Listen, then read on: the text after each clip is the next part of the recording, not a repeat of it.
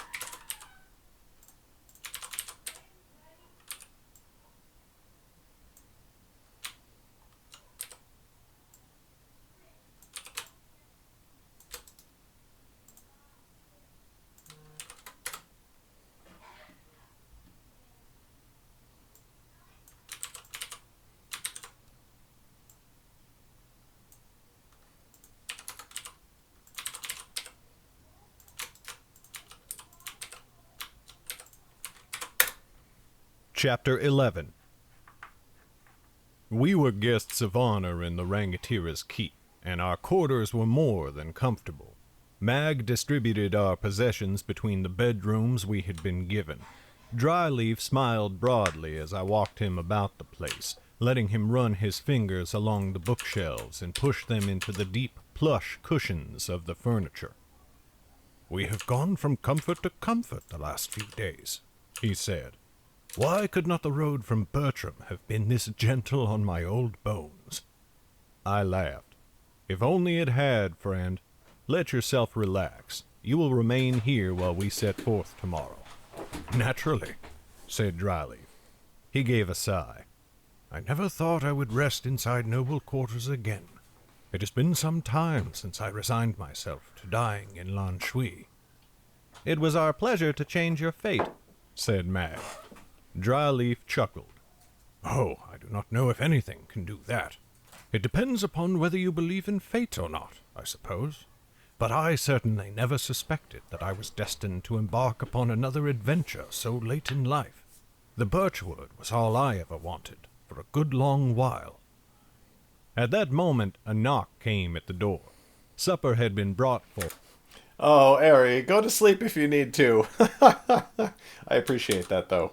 Supper had been brought for us, though the sun was still well above the horizon. We would go to bed early that night, so that we were well rested when they came to wake us up before dawn. Servants set the dishes out for us, and we began to tuck in. The fare was nowhere near so fine as the meals at Victon's had been, but it was still better than anything we had had upon the road. "What was it about the birchwood you so loved?" I asked Dryleaf as we ate. "Why there, and not any of the other wondrous places you must have visited in Underrealm?" "A fair question," said Dryleaf. "The birchwood is a place of small wonder but great peace, which is a wonder in itself, if a less obvious kind. There was something about the trees. Not the sight of them, mind you. That matters little to me, especially now. But there was a feeling to them, a peace.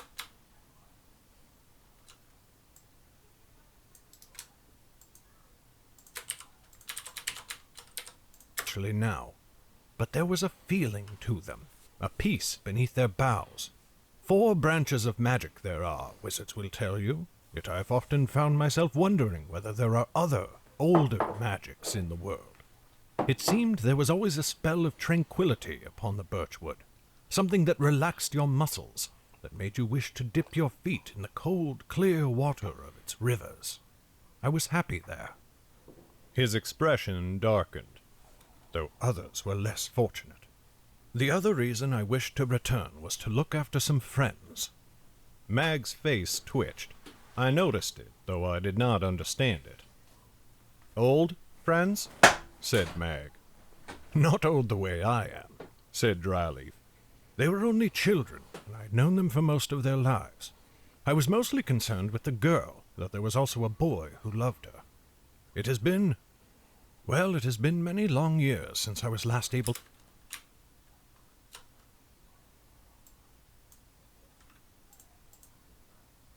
said Dryleaf. They were only children, and I'd known them for most of their lives. It has been... well, it has been...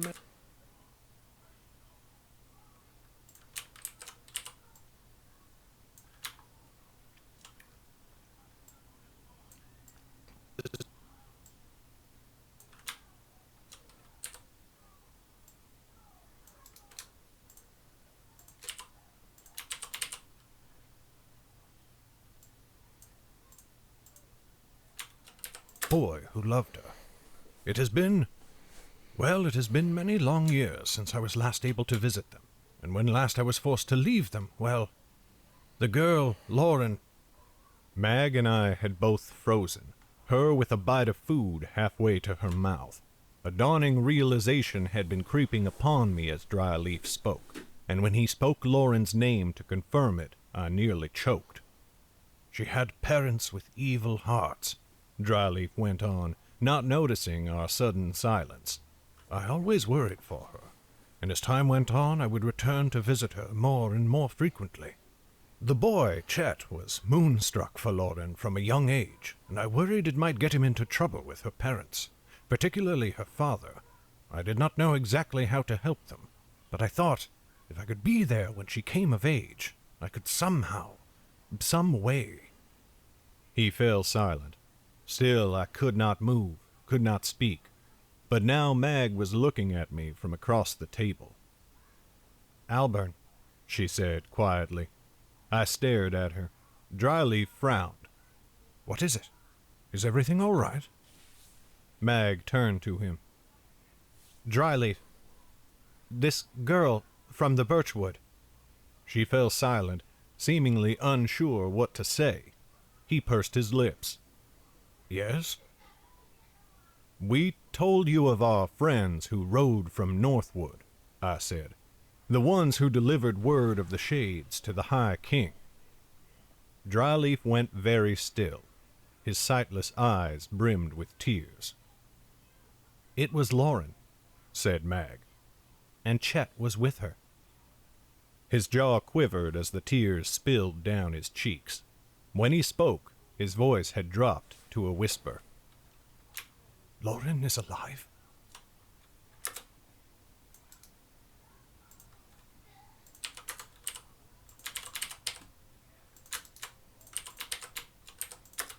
"Lauren is alive?" We told him everything. Everything we knew, that is, which was not, in fact, everything there was to know. Lauren had told me only bits and pieces of what had happened on the long road between her departure from the Birchwood and our meeting in Strapa. But I told Dryleaf everything that had happened after that, and he asked me many questions so that no detail was missed. He went very pale when we told him of the attack on Northwood, and gave a great sigh of relief when we told him how Lauren had escaped the fighting. That was the end of what we had seen, and as my tale subsided, Dryleaf asked me another question. "Her parents," he said. "Do you know what became of them?" "We do not," said Mag. "She was not very willing to speak about her home or her past." Dryleaf sighed.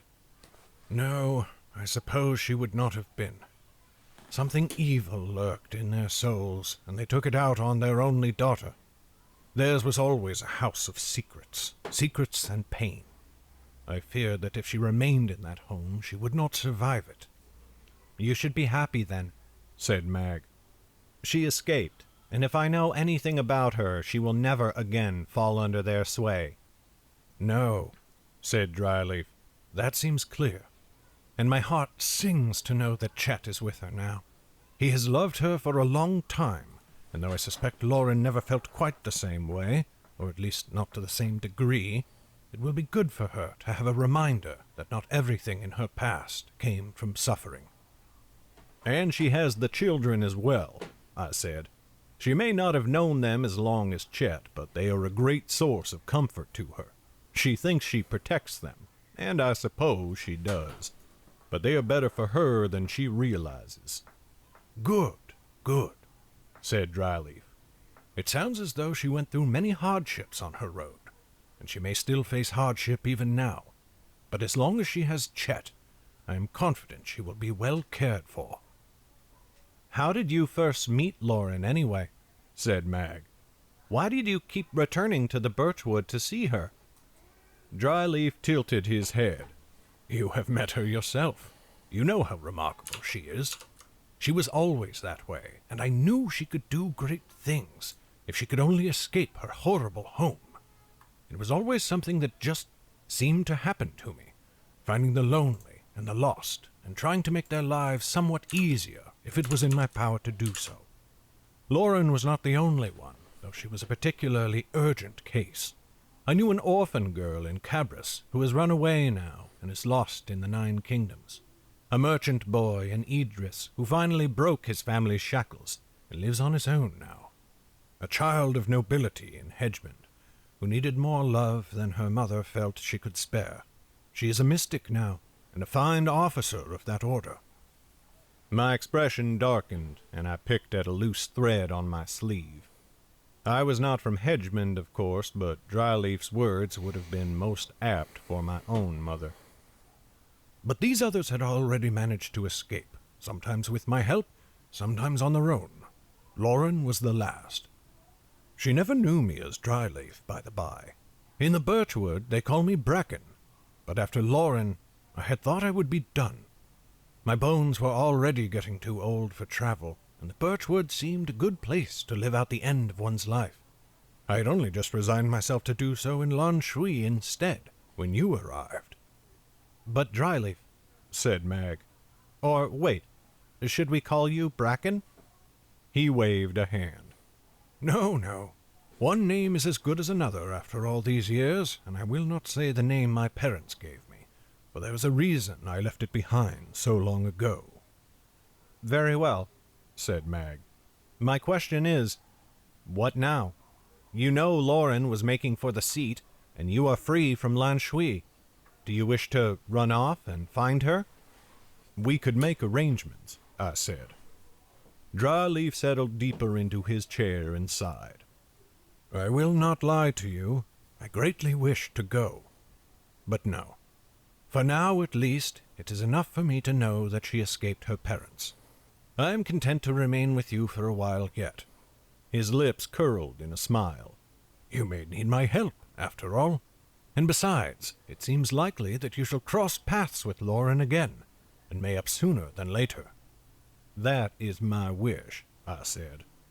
Then until that day, said Dryleaf, I will happily ride by your side, if you will continue to have me. But wait! Suddenly his face lit up, and he gave a broad grin. We must write her at once. I blinked. Write her? Why not? He said. We know where she is. I looked to Mag. Writing to Lauren had not even crossed our mind on all the long road since Northwood. But then we had no idea that she had succeeded in her mission, and with that came a chilling thought. Mag, I said quietly, she thinks we are dead. She must. Sky above, breathed Mag. And I doubt she thinks I am still breathing, said Dryleaf. Had I thought her parents would let her read a letter, I would have written one long ago. As far as she knows, I simply disappeared. That settled it. We asked one of the stronghold servants for paper, quill, and ink. Together we sat down and drafted a letter, which Mag rendered in a firm hand. When we were done, I folded the parchment up and handed it to Dryleaf. I will see to the arrangements tomorrow, while the two of you are off on your adventure, he said. Someone should be willing to walk me to the constable station to send it off. Thank you, I said. I only wish I could see her face when she reads it. As do I, chuckled Dryleaf, though that chance passed long ago. At least she will know we are alive, I said, and if we should meet her upon the road, and you wish to go with her then, no one will begrudge you that, least of all me. Mag gave me a careful look as I said it. I thought she must be wondering if I, too, would ride off with Lauren, were I given the chance. But now it was time for bed. We had spoken a good long while into the night, and we had to rise early for tomorrow's hunt. I helped Dryleaf to his bed and retired to my own room, undressing by moon's light. Sky above, let our hunt end tomorrow, I thought to myself. Let it be over so that we can find the children again and see that they are safe. But of course, you know enough about the Necromancer's War to know my hopes were in vain, and even today, part of me wishes I had not waited.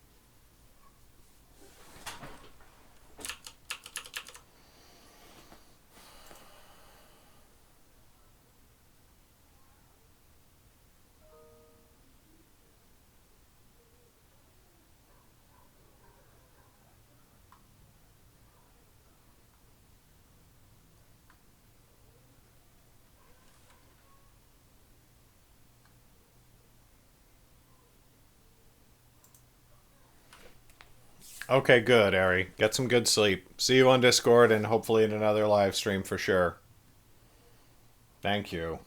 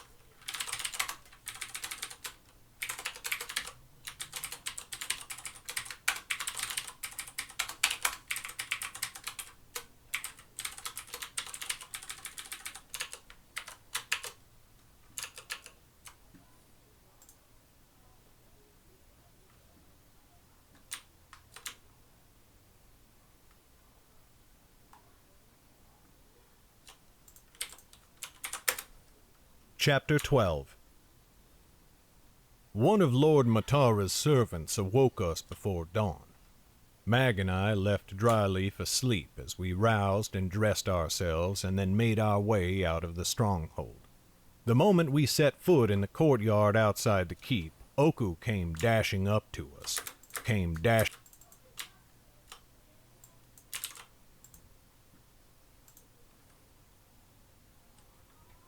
Oku came dashing up to us, yipping in excitement. I knelt and scratched him behind the ears. "Did you sleep well, boy?" I said. "I hope so. We have a long journey ahead of us." Oku licked my fingers and trotted over to Mag, sniffing at her leg. I looked studiously away so that she could pat his head and think I had not noticed. Tuin soon joined us, leading a horse by the reins. 2 stable hands followed, bringing Foolhoof for me and Mist for Mag. We mounted and rode through the streets of the city. Tuin was silent as we went, and I thought they might still be ridding themselves of the last vestiges of sleep.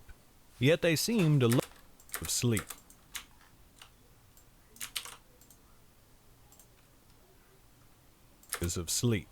Yet they seemed alert and watchful, peering down each street as we went, though there was no one around. They even looked up into the sky.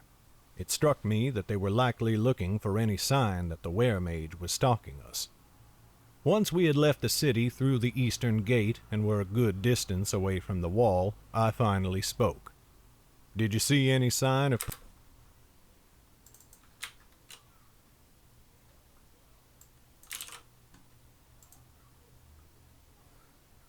Did you see any sign of pursuit? No, said Tuin, but I am always cautious when going on an expedition, especially when pursuing a wizard. They are not to be underestimated, especially weremages. I have fallen out of such habits on our long road, I said, but I will try to resume them. I have grown nearly as lazy as Mag. I looked over at her. Remind me never to grow so I have grown nearly as...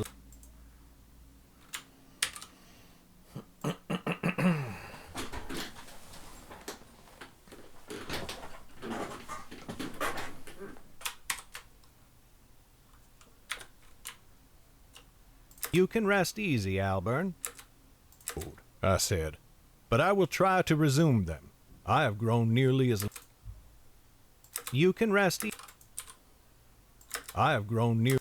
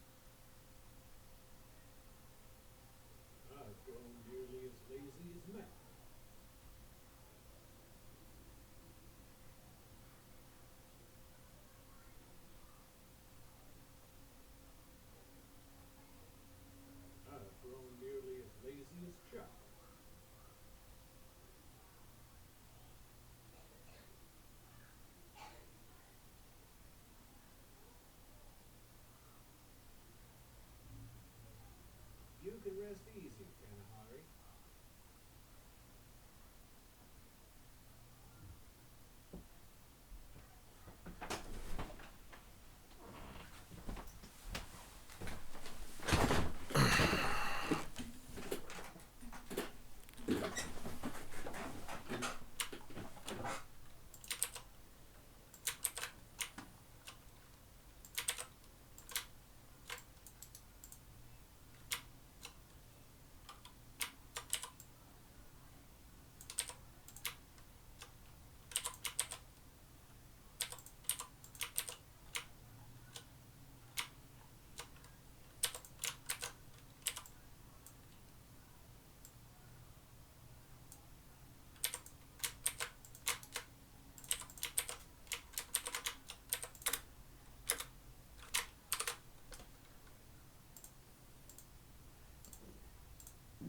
Consume them.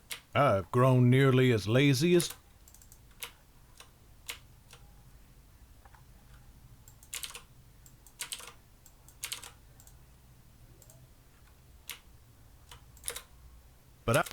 I said, but I will try to resume them. I've grown nearly as lazy as Chow. I looked over at her.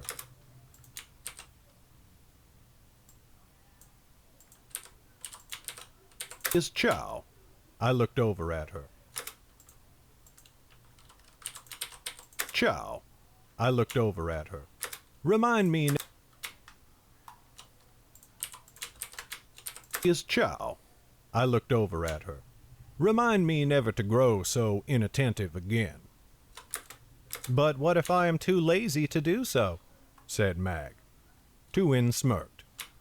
You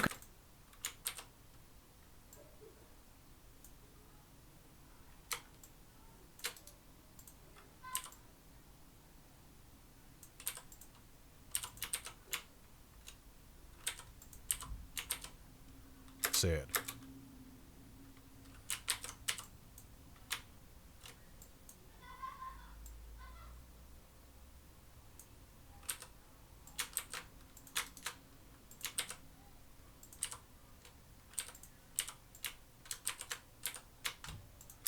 Tuin smirked. "You can rest easy, Kanahari," they said. "I saw no one paying us any undue attention." "That is a relief," said Mag. "Wake me if you see any signs of danger. I will be dozing."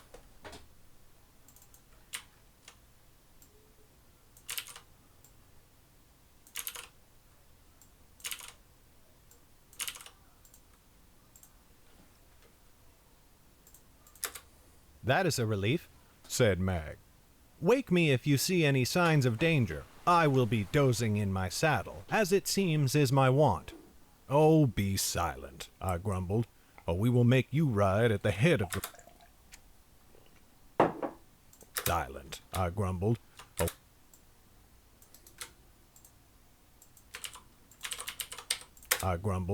"or we will make you ride at the head of the party." "But I do not want to," said Mag, giving an exaggerated frown. She reached to her belt and pulled out a copper sliver. "We should flip for it and let fate decide. Tuin, have you ever heard of latrine duty?" "Do not answer that," I said quickly, even as Tuin opened their mouth to answer. Tuin shook their head, still smiling, and took the lead. They made their way down the same eastern road we had taken to reach Victon's estate, but they soon turned north on a smaller road that curved east after a time, wrapping around the foot of the mountain. Dawn broke at last, and we increased our pace now that we did not have to worry about striking a rock or sudden pit in the dark. Though we traveled east, the sun did not immediately fly into our eyes, for we had entered a series of low but steep hills that thrust up around the road on both sides. The road grew faint, but it still had very clear edges. I could tell that it had once been well tended, and may have paved with stone. And then I noticed the tracks. "Tuin," I called out. "I see them," they said, pulling their horse to a halt. Mag and I stopped as well. "Would anyone else have a good reason to use this road?" "Not much of one," said Tuin. "There is no good hunting this way, and there are no dwellings at all." Mag frowned at me. "What in the dark are the two of you talking about?" "Signs of others," I said, pointing at the road. She shook her head. "I see nothing." "What did I tell you?" I said, giving Tuin an exaggerated shrug. "Lazy." While Tuin hid a laugh, Mag nudged her horse closer and punched me hard in the arm. I gave her an easy smile.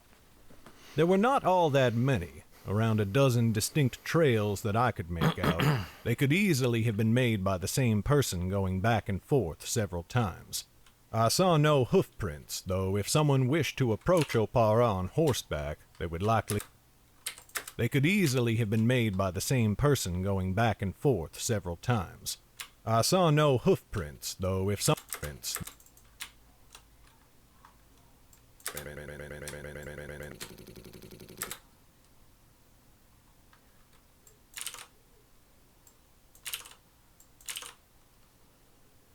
Prints. No, I saw no hoof prints, though if someone wished to approach Opara on horseback, they would likely have looped around and approached by the north road. "We carry on," said Tuin, "but we should abandon the road. I wonder if we should leave the horses." "Though it is tempting," I said, frowning down at Fool Hoof's flattened ears, "I would rather draw closer first. How far away is this stronghold?" "Another 2 hours if we press the horses. Mayhap 3 or 4 on foot," said Tuin. "Then let us ride for another hour off the road before we leave our mounts." "A fair plan," said Tuin, and they turned their horse at once, walking off the road and into the hills. We wound our way through the dips between the hills, slower now without the bridges that crossed shallow cracks in the land, or the rises that had been leveled to accommodate it. Tuin led us skillfully, though it was clear they had not been here for some time.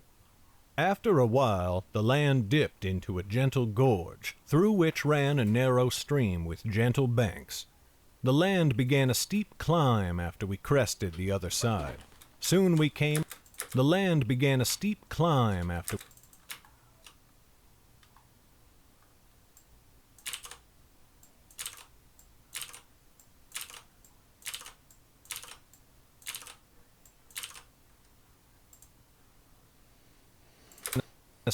The land began a steep climb after we crested the other side. Soon we came upon a broken land, with steep cliffs that threatened to drop us. Steep cliffs that...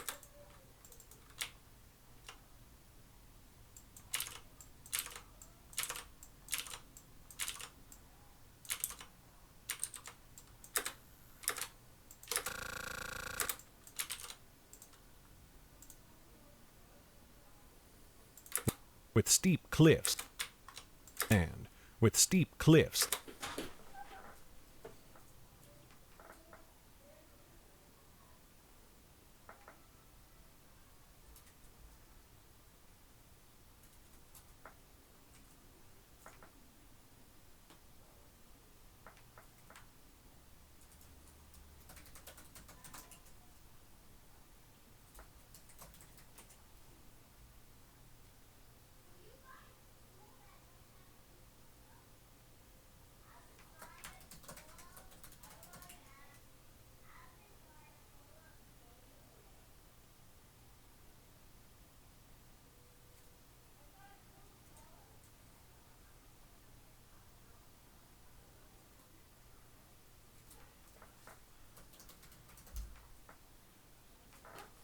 that threatened to drop us.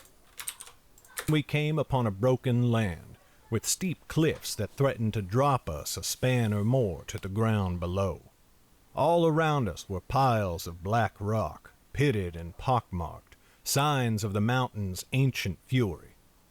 "This is where I think we should leave the horses," said Tuin. "They will be no faster than we will be on foot, especially on the Fireglass." Mag arched an eyebrow. "Fireglass?"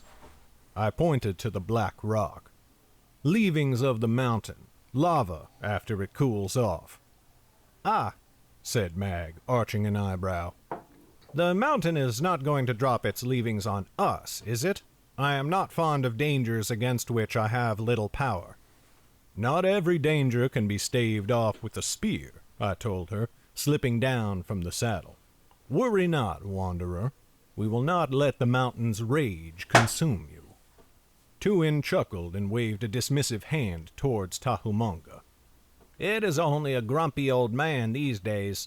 You are lucky we do not wander at its feet during the days of its youth, when the tales say it was as wrathful as a dragon." We found a small cluster of trees well away from the Fireglass, with brilliant green turf springing up on the ground all around. Oku danced about as we dismounted and brought the horses together.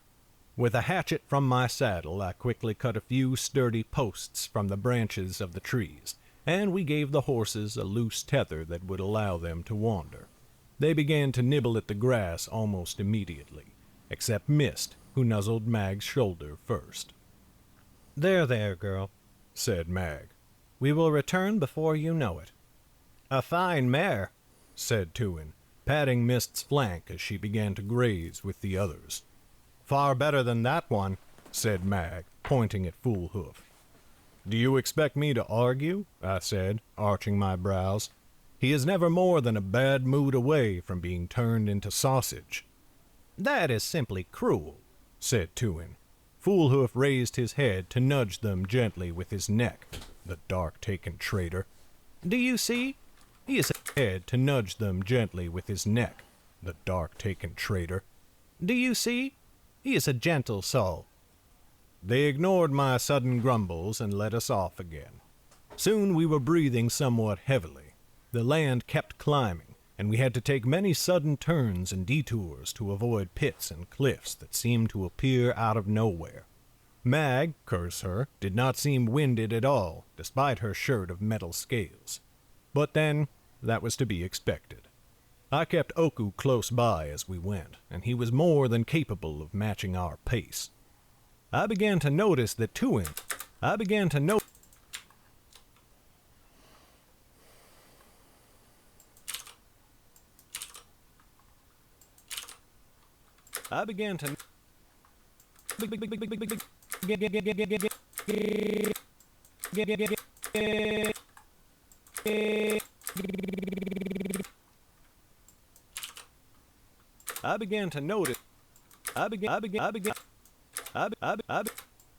I be- I be- I be- I be-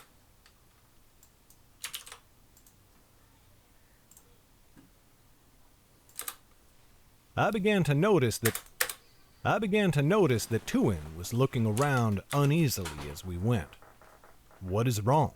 I asked them. Tuin's mouth twisted. The land is quiet. I began to notice that Tuin was looking around uneasily as we went. What is wrong? I asked them. Tuin's mouth twisted. The land is quiet. I felt a tenseness creep down from my neck.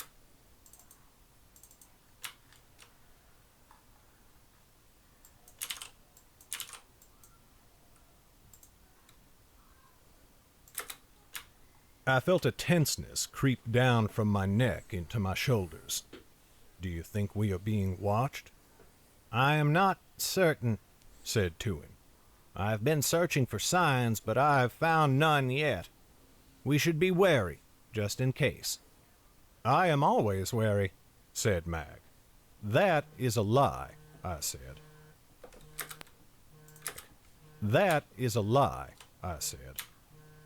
It became clear the farther we went that the cliffs we kept encountering were in fact one long cliff, the edge of a trench that ran for miles.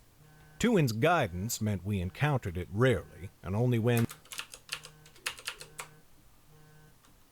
they became Tuin's guidance meant we encountered it rarely, and only when they became turned around for a moment. But I realized after a time that it was far too straight to be natural. It was a man-made trench that must have been dug in ancient days. I remembered Victon's words that it had been put here to divert lava away from Opara and into the surrounding land. I marveled at the thought of it. Magic must have been used in its making, for I could not imagine that even an army could have dug so deep and for such a great distance. Halt, said Tuin suddenly. We stopped short behind them. Just ahead of us, the path delved into a slice through a hill.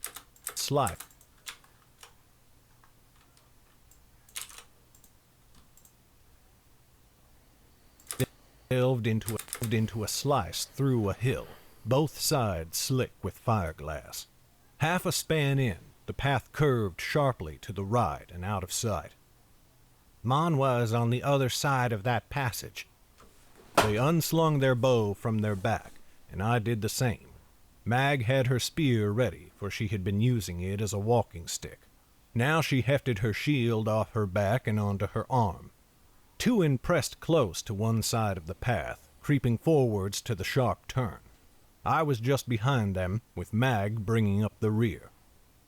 Tuin came to the corner at the end of the path and stopped. I pressed forwards a bit, trying to see around. Tuin saw me edging towards them and beckoned me closer.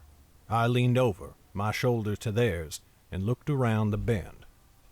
Only a few paces from where we stood, the steep-sided path emerged into the open air, and there, mayhap 3 spans away, sat the fortress of Manwa. It perched upon the top of a rise, but behind it the land fell off into the sheer cliff of the trench. A thick iron gate sat in its northern wall, visible from our vantage point, and a road ran out of it, the same road I knew that we had been following before we left it in the wilderness. An uneasy feeling came over me. I had approached a stronghold in the mountains in much the same way not that long ago. Then, as now, I had anticipated foes within, and then I had lost someone dear to me. I shrugged the feeling away. Yes, there might be shades here, as there had been when I had led Jordell to his doom, but I had not had Mag by my side then.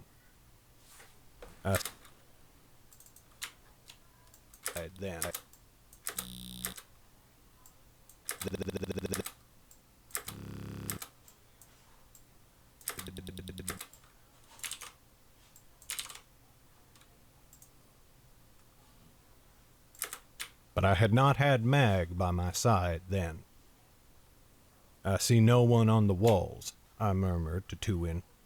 Mayhap it is abandoned, they said, frowning. Yet I am still uneasy. We should check to make sure. We crept forwards. I whispered hasty instructions to Mag and Oku to stay well behind the two of us. For all her skill at fighting, Mag was no master of stealth. I followed Tuin's lead until we were out of the narrow path, and then we split up and cut wide, creeping between split up and cut wide.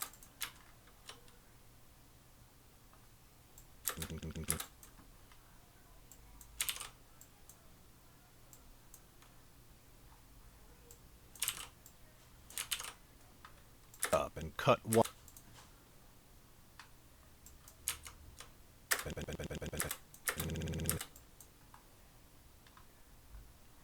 Woof. Up and cut.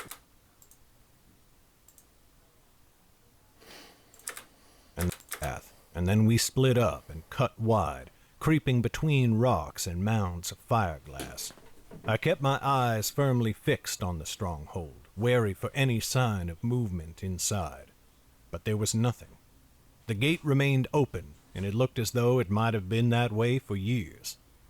Of course, we could not know that the Shades were aware of us. We could not know that Kata had warned them, and that they were fully aware we had left the city, thanks to an agent of theirs in the Rangatira's keep. Nor could we know that they had sent their best scouts to shadow us, agents so stealthy that even Tuin did not detect them, except as a vague sense of unease. We did not know they had us surrounded, until they struck.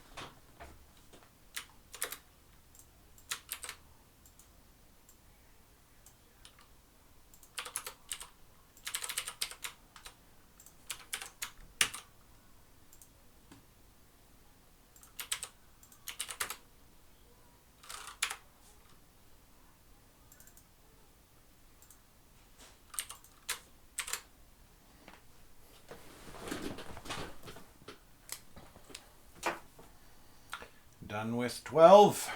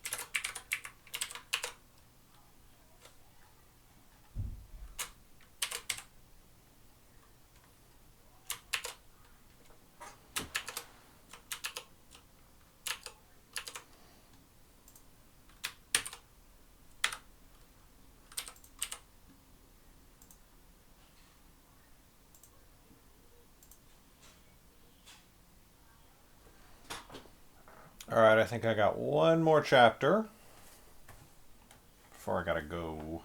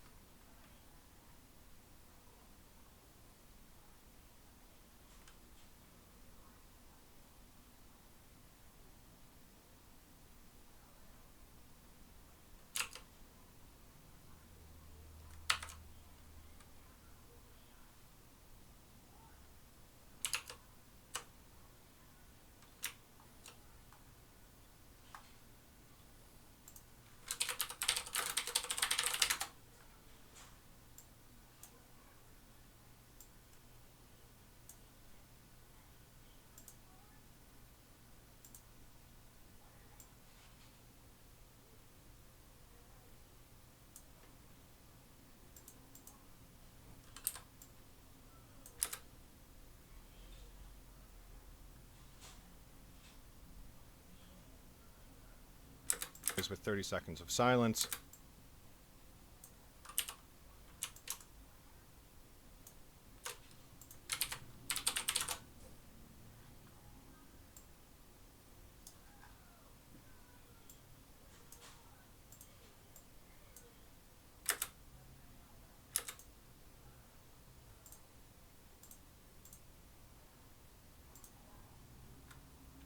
Silence, starting now.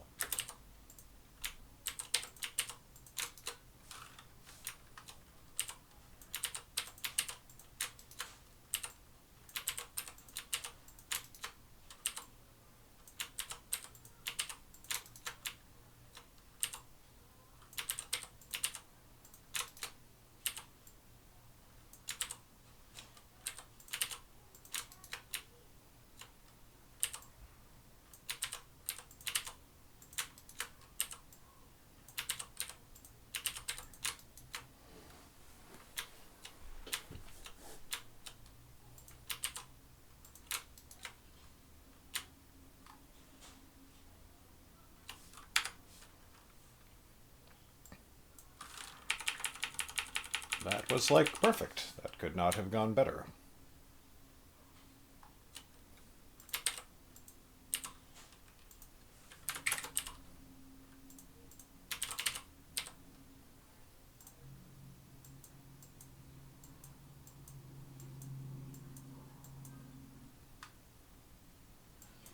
Boy, I recorded a lot of chapters this day. Holy shit.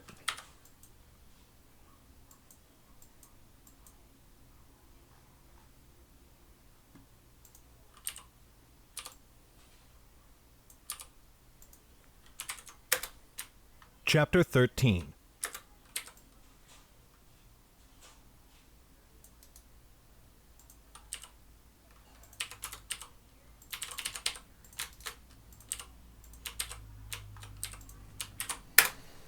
Chapter 13. I heard the whistle of an arrow. I heard the whistle, the whistle.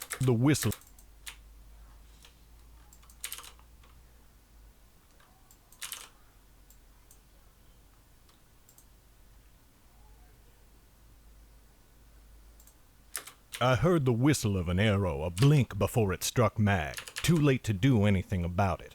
Too late for me, at least, but not for her. She whirled on the spot. Her cloak billowed around her with the movement, and the arrow passed harmlessly through it. Down! I cried, flinging myself behind a boulder that jutted out of the ground, its bottom half embedded deep in the earth. Oku yelped and pressed against my legs. But no sooner had I hit the dirt than I spotted a flash above. No sooner had I hit the dirt than I hit the dirt.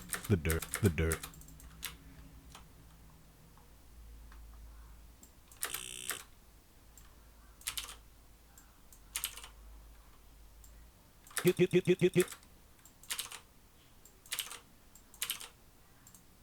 I hit the dirt. Sooner had I hit the dirt than I...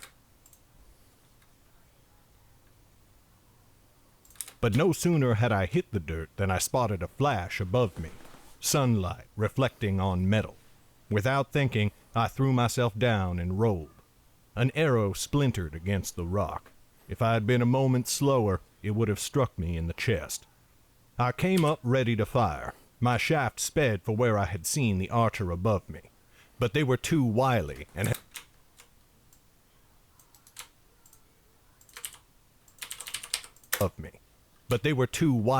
had already hidden themselves. My arrow passed futilely through the air.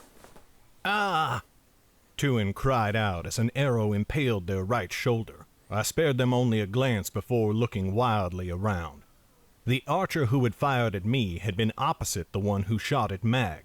They were in a half circle that wrapped around us, and we could find little cover out here, despite the boulders. For a mad moment I thought of running for the fort, but that would put us in open ground long enough for them to fill us with arrows. I looked around desperately.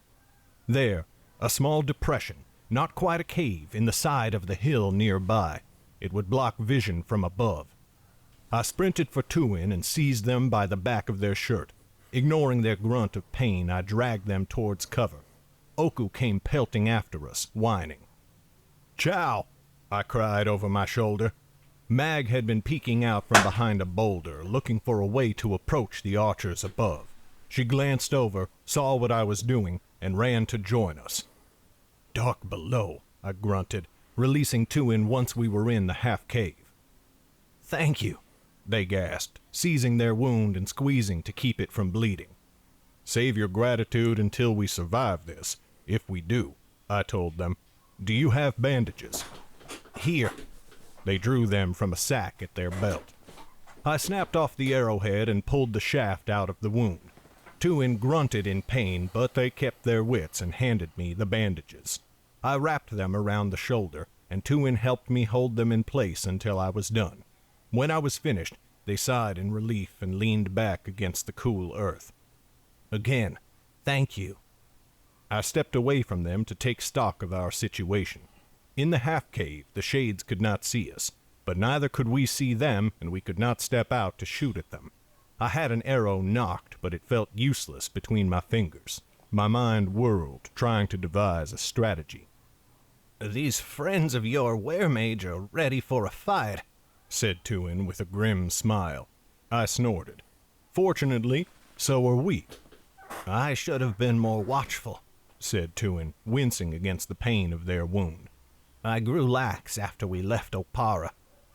"You were the only one who thought anything was wrong on the road here," I pointed out. "You and Oku. I should have been less moonstruck by the fireglass in the trench. But this is no time for blame. We must—" "Stay alive," barked Mag. Before I could even look at her in surprise or ask what she meant, she ran out into the open. Oku gave a sharp bark and ran after her. I reached for them both with a cry. But though arrows came streaking for them, they missed. Of the two that would have struck Mag, she caught one on her shield. The other passed through her cloak, and I gasped, certain it had pierced her side. But she ripped it from the cloth and flung it on the ground. It had rebounded from her armor. She darted out of sight, Oku hard on her heels. "What under the sky is she doing?" gasped Tuin. "There are at least a dozen of them. We need to flee, not fight." "That is not how Chow prefers to go about things," I said, shaking my head. "But as tempting as it is to let her take care of them, I cannot allow her to fight alone. There was a tree not far from the stronghold. I'm going to sprint for it. It is close enough to the trench that I will have one direction at least from which they cannot fire at me. While I give you cover, you must try to go in the same direction as Chow. You can lose yourself in the hills." "I will go with you," said Tuin. "I can still run, and I might draw arrows away from you." "I can do it alone." "Of course you can," said Tuin, and they sprinted into the open air. "Dark take you!" I cried, sprinting after them. They kept their lead, and the two of us dodged and weaved, taking sudden turns to try and confound the archers. Arrows hissed all around us. One found Tuin before we reached the tree, but it merely stuck in their cloak. We fell to the ground on the tree's other side. It was a thick oak with high branches, and for a moment I simply sat there, panting and pressing the back of my head against the rough bark. At last I risked a glance out. I ducked back at once as 5 arrows streaked through the air towards me. 3 stuck into the tree, the other 2 embedding themselves in the ground near our feet. "Only 5 arrows," I said. "Chow has been busy. We should help her finish the job." "That shall fall to you, I am afraid," said Tuin, pointing to their shoulder with a rueful smile. "Unless you think I should throw arrows at them with my good arm." As amusing as that would be, I think not. Quickly notching an arrow, I darted around the other side of the tree and fired at the last place I had seen one of our foes. Their head popped into sight, but a heartbeat too late, and I missed. They fell back behind cover again, and I did the same, but then I froze as I heard a scream from their location. I risked another glance out. There she was, Mag, standing just in the spot where I had fired my arrow. She had plunged her spear down where I could not see it, but when it came up again, it was red with the blood of the woman I had tried to shoot. I heard a furious barking from Oku, and then Mag vanished. Sky bless and dark take her both at once, I muttered as I hid once more. Chow? Said Tuin. She killed another one, mayhap more. I think I'm going to try to draw their fire again, to give her as much opportunity as I can. There are many rocks close by, and I think they are far enough away from the hills. We should each run for one. I nodded. 1, 2, 3, 4. We pelted out from behind the tree, but only 2 arrows came streaking down this time. Sky above, I thought. Did Mag kill that many already? I struck the ground hard, groaning as my ribs slammed into the rock I'd hidden behind, and I heard Tuin grunt as they did the same several paces away. From the edge of my vision, I had taken note of where one of the arrows came from. I drew, leaped up, and fired. This time the arrow flew true. A man in a blue cloak appeared just in time to take the shot in the eye. His head jerked back, fletching protruding from the socket, and he toppled out of sight. "One!" I called out, hiding again. "At least Chow is not having all the fun." "You two have very odd ideas about your entertainment," said Tuin, and I gave a shout of laughter. Footsteps. They came pounding across the turf, running from the pathway through which we had emerged. From the sound of them, they were making for the stronghold. Mag? No, the steps sounded too light. I risked a look out. A young woman in a gray cloak was sprinting for the gate. I looked up at the surrounding hills. No shots came flying towards me. Dropping my bow, I broke from cover and ran after the woman. She was panicked, her dark skin flushed with exertion and fear. She did not hear me until I was almost upon her. At the last moment I leaped, and only then did she begin to turn to see me. I struck her hard in the side, and she crashed to the ground with me on top of her. Her hand darted for a knife at her belt. I seized her wrist with one hand and struck her in the face with the other. It dazed her for a moment, and her head lolled to the side. I drew the knife and threw it away before flipping her over to lie on her face, dragging her arm behind her back and holding her immobile. With my free hand, I patted her waist and boot to make sure she was not hiding another weapon. "I think it is over, Tuin," I called out. "Help me secure her." Tuin emerged into the open, though they still walked hunched over, darting from rock to rock. When no more arrows were forthcoming... Hello. Hey, sweetie. What's up? I just wanted to say hi. Hi. Have you done your schoolwork for the day? Not yet. Please go do that now. When no more arrows were forthcoming, they straightened at last and came over. "Here," they said, drawing a pair of iron manacles from a pouch at their belt. These they clamped around the woman's wrists, securing them behind her back. Together we hauled her to her feet. The woman's eyes were wild, and they darted about frantically, seeking some means of escape. Her shoulder-length hair swung across her face with her movements, though it could not entirely obscure the sizable birthmark that covered her left cheek. "None of that," I told her. "I'm afraid your time here is over.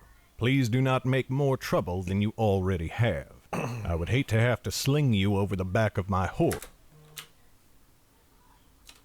Have to sling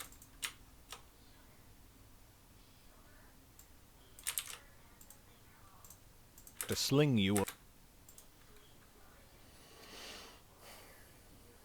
I would hate to have to sling you over the back of my horse as we ride back to the city. I've seen a long journey made that way once, and it was most uncomfortable." "I have done nothing," the woman said. Her voice was low but thin, and it shook with terror. "Nothing lasting, though not for lack of trying," I said. "But you shot my friend here, or one of your companions did. Tuin, what penalty do you think the Rangatira will mete out for such a thing?" "Oh, imprisonment and hard labor would normally be enough," said Tuin, raising their brows. "But then, I'm a representative of the king's law. The punishment for that shall be much more severe." "Dark below, you are frightening the poor girl," called Mag. I turned. She had just emerged from the path.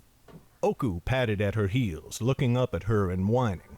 A great deal of blood had spattered across Mag's clothes, and she had her hands on another one of the shades. This one had her blue hood cast back, and her hair was wild as she struggled and jerked in Mag's grip. and I knew her.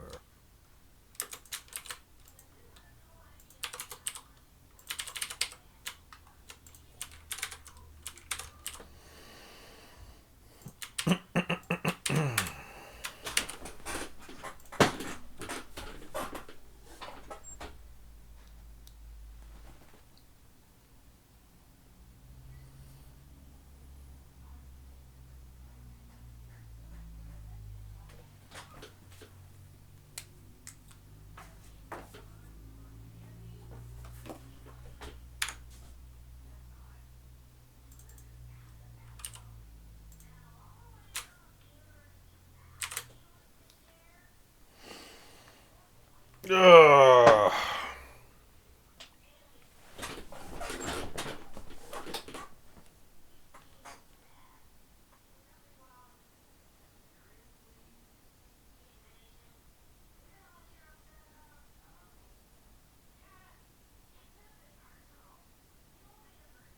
Come on, audition. Think faster.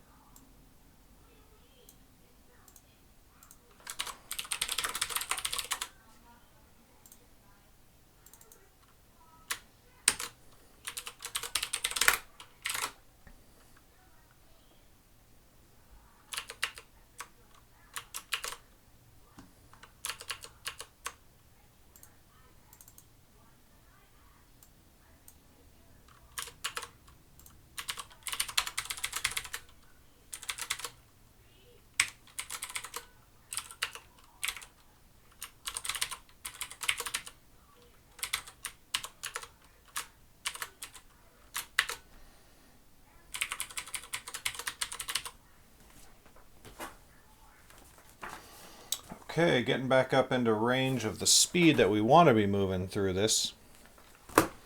But that is going to be it for me today. I have some other stuff that I gotta go take care of, including taking my wife to go give blood, because she's an awesome person who's scheduled to go do that. And I forgot to do so, although I'm going to do so in the future.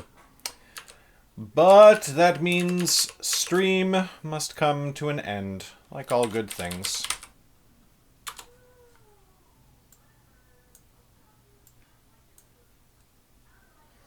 Who is still streaming? Oh, Fairy Wings is streaming again. Ha! It's amazing.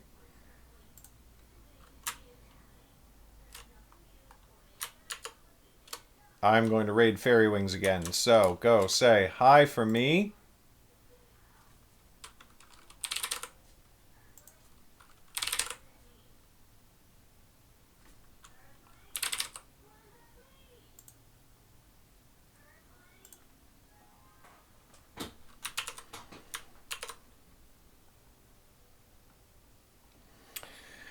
Oh, man. Working on an audiobook again. That feels good. And we did good work today. We got a lot of chapters done. So keep this up a few more days and we'll have a new audiobook out there in the world. Thanks so much for coming and hanging out. If you did, I know it's harder later in the day, but yeah, that's what we did. And I will catch you next time. Bye!